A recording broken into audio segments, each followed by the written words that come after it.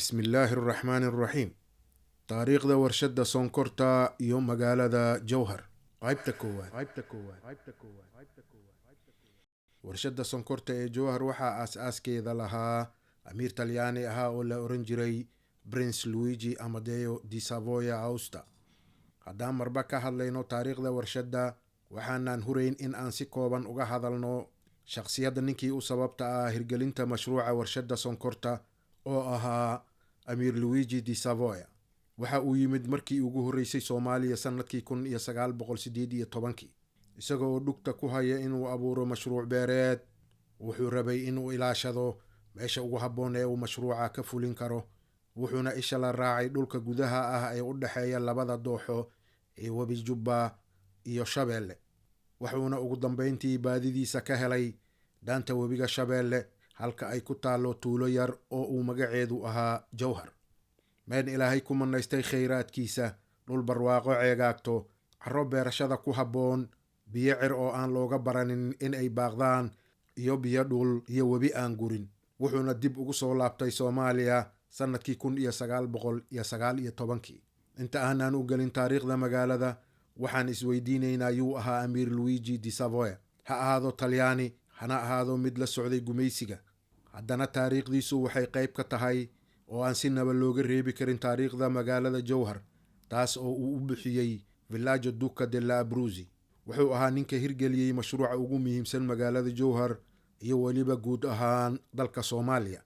waxa uu muddo aan yarayn ku noolaa magaalada, ku guursaday gabar Soomaaliyeed, kuna geeriyooday magaalada Jowhar. waxa uuna doortay in lagu xabaalo isla magaalada Jowhar. markuu ku geeriyooday magaalada Jowhar sanadkii 1933 ayaa wargeyska New York Times qoray, isaga oo xusuusanaya amiirka, in maalin maalmaha ka mid ah isaga oo nin yar ah uu kula kulmay waddo ku taala dalka Talyaaniga naag faalisa ah oo ahayd qowmiyadda Jibsiga. waxayna u sheegtay in maalin maalmaha ka mid ah uu ku fariisan doono kursiga boqortooyada, aabihiisna in uu u doori doono boqoradda adduunka ugu quruxda badan.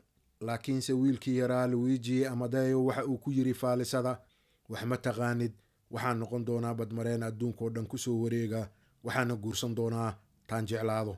luigi di savoya wuu ka saxnaa faalisada.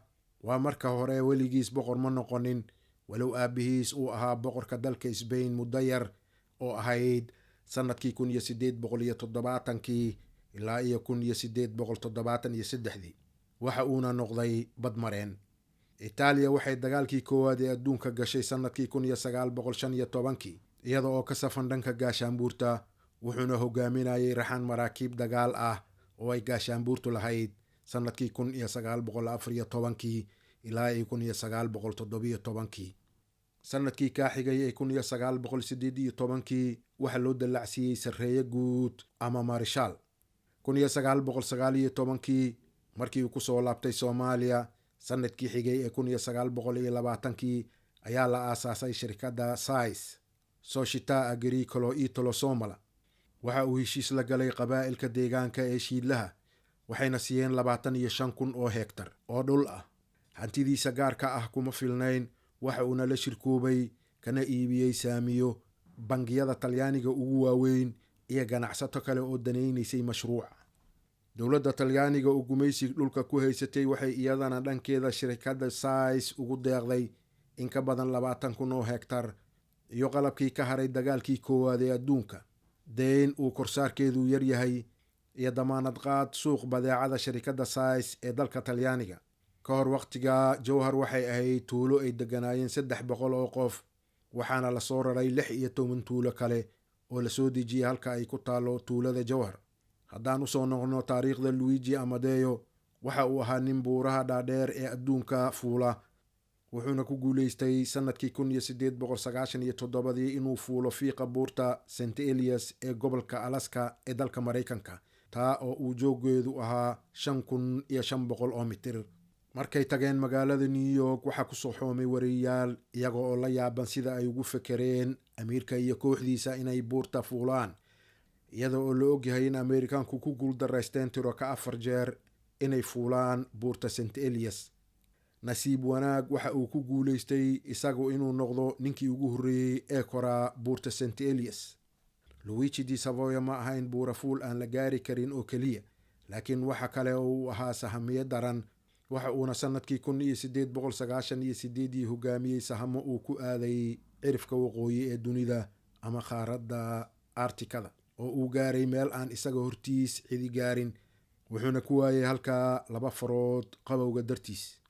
buuraha kale oo aan hortiis la fuulin ee ku yaalay qaaradda afrika waxaa ka mid ahaa buuraleyda ruwanzuri oo ku taal xuduudda u dhexaysa uganda iyo jamhuuriyadda dimuqraadiga ah ee congo, oo uu joogeedu gaarayay 5125 mitir, taas oo ahayd 18 juun sannadkii 1906. 6 fiiq ee ugu dhaadheer mid ka mid ahna waxaa lagu magacaabay isaga, oo waxaa loo yaqaanaa buurta luigi di savoya. amiirku markuu ka soo laabtay buuraleyda ruwanzuri isaga oo markaas 30 jir ah, waxaa lagu casuumay dabaaldega sanad guuraaga markay ingiriisku degeen qaaradda amerika. waxa uuna halkaa kula kulmay gabar qurux badan oo la yiraahdo Catherine Elkis, oo uu aabaheed ahaa senator maalqabeen ah. waxayna u ekayd in amiirku damacsan yahay inuu guursado gabadha. waxaase guurka ka biyo diiday in adeerkiis oo ahaa boqor Victor Emmanuelka saddexaad, wuxuuna ku ciladeeyey in aysan qumanayn in amiirka laga yaabo inuu ku fadhiisto maalin carshiga boqortooyada uu guursado haweeney ka tirsan caamada oo Maraykan ah. waxaa la isla dhex maray hadal ah in amiirku rabo inuu ka tanaasulo mansabkiisa amiirnimo si uu u guursado Catherine, balse ma dhicin oo luigi di savoy waxa uu doortay mansabkiisa. jacaylkaasna muddo 6 sano ah ayuu socday. sannadkii 1923 biyo xireen weyn iyo biyoqabad ayaa laga dhisay magaalada jowhar, oo dadka deegaanka ay u yaqaanaan xiintoy, waxaana la jeexay shabakad keliyo waraabinta beeraha ah. tuuladii jowhar marka tuulooyinka lagu soo daray hadda waxay yeelatay qaab magaalo. waxaa laga fuliyey suuq, cusbitaal, masjid iyo mashaariic kale. 6 sano kadib, sannadkii 1926 dadka degan jowhar tiradoodu waxay kor u kacday 100,000, waxaana magaalada deganaa 3,000 oo Soomaali ah iyo 200 oo Talyaani ah. sannadkii 1928 6 beerood ama azendo oo ku fadhiyey dhul ka badan 4,000 oo hektar ayaa soo saaray suuf, qasab, geedka kabog oo u eg suufka, qumbaha, sisinta, geedka kastarka ee saliidda laga miiro, iyo moos oo guud ahaan loo dhoofiyey dalka Talyaaniga. waxayna tirada dadka degan magaalada gaartay ilaa iyo 6,000 oo Soomaali ah iyo Talyaani aad u fara badan, oo ay shaqadoodu ahayd agaasimayaal iyo horjoogayaal. waxayna sharikadda sais noqotay mid ka mid ah sharikadaha ugu dakhliga badan dalka Soomaaliya ee uu Talyaanigu gumaysanayay, ama dhulkii uu ugu yeeri jiray Italian Somaliland. warshadda waxaa laga fuliyey mashaariic ay ka mid ahaayeen hoosooyin lagu dayactiro gaadiidka warshadda iyo cagaf-cagafyada beeraha, foorno lagu duwo bulukeetiga guryaha lagu dhiso amase waxa loo yaqaano labanka, warshadda sibirka ama shameentada, guryo dhagax ah, cusbitaal, bakhaaro waaweyn iyo moorooyin waaweyn oo lagu xanaaneeyo lo'da, gaar ahaan dibida, kuwa oo ay tiradoodu gaaraysay ilaa iyo 2,000. sidoo kale waxaa la dhisay 2 warshadood oo mid ahayd tan sonkorta, ta kalena lagu shiido saliidda iyo mid lagu sameeyo aalkolada. sannadkii 1931 sharikadda sais waxay maraysay meeshii ugu sarraysay xagga wax soo saarka, waxayna soo saartay sannadka 401,783 kintaal oo sonkor ah, 10,703 kintaal oo suuf ah, 37,830 kintaal oo galley ah, iyo 5,928 kintaal oo moos ah. magaalada jowhar waxay noqotay mid si aada u korta una ballaarata marka loo eego magaalooyinkii waaweynaa ee qadiimka ahaa ee kasoo dhismo horreeyey ee dalka, sida ku catira koobkii sannadkii 1968, waxayna sannadkii 1969 noqotay magaalada 7aad ee dadka ugu badan degan yihiin. 6 magaalo ee ka horreeyeyna waxay ahaayeen muqdisho, hargeysa, kismaayo, marka, afgooye iyo baydhabo. dhanka dadka shaqeeya ee mushaharka qaataa xagga warshadaha iyo ganacsiga, tirakoobkii rasmiga ahaa ee la sameeyey 1968 iyo 1969 waxay afka biyo u marisay inta badan magaalooyinka dalka, waxaana ka horreeyey tirada dadka shaqaalaha ah magaalada muqdisho oo keliya. shaqaalaha degan magaaladana tiradoodu waxay ahayd 1525, taas oo dadka shaqeeyaa ay ahaayeen 10.7%. si suuqgeynta wax soo saarka warshada u fududaato waxaa la dhisay wado tareen.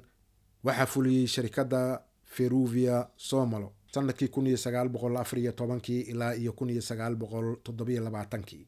wadada tareen waxay isku xiraysay magaalooyinka Muqdisho, Afgooye iyo Jowhar.